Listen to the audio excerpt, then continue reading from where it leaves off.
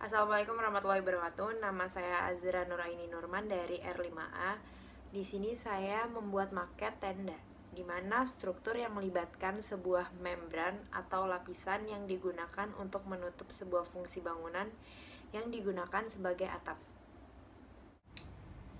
Di sini bahan maket yang saya gunakan adalah sumpit, karton board, dan stocking. Struktur tenda punya sifat tipis, fleksibel, dan disupport dengan lengkungan atau tiang yang biasa kita sebut mesh. Kenapa pakai tiang? Karena tenda tidak bisa mengencangkan dirinya sendiri. Jadi tiang ini berfungsi untuk mensupport tenda. Awalnya tenda berbentuk seperti ini. Kemudian jika ditarik menggunakan kabel dan disupport oleh internal mass, maka tenda akan berbentuk seperti ini. Saya awali dengan pendukung.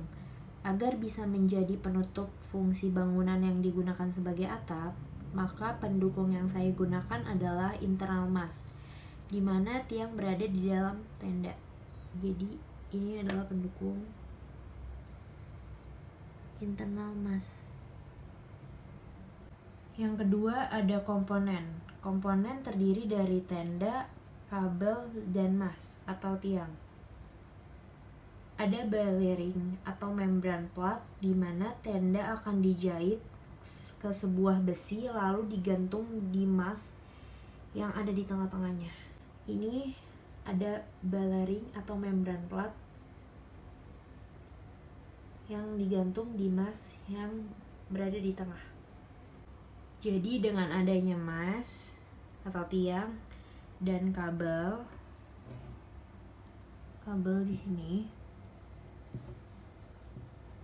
tenda akan stretch. Di sini terdapat sebuah kabel yang menyambung ke internal mass. Yang dicantol ke meshnya adalah kabelnya, karena kalau tendanya langsung dimasukkan maka tenda akan robek. Yang ketiga ada distribusi beban. Jadi gaya ke bawah karena gravitasi. Tenda itu ditarik, jadi tidak mengalami tekan.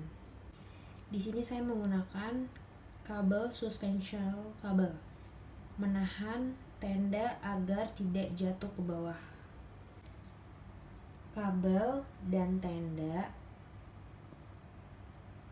pure mengalami tarik atau tension. Akibatnya mesh atau tiang akan mengalami tekan ke bawah. Karena ditarik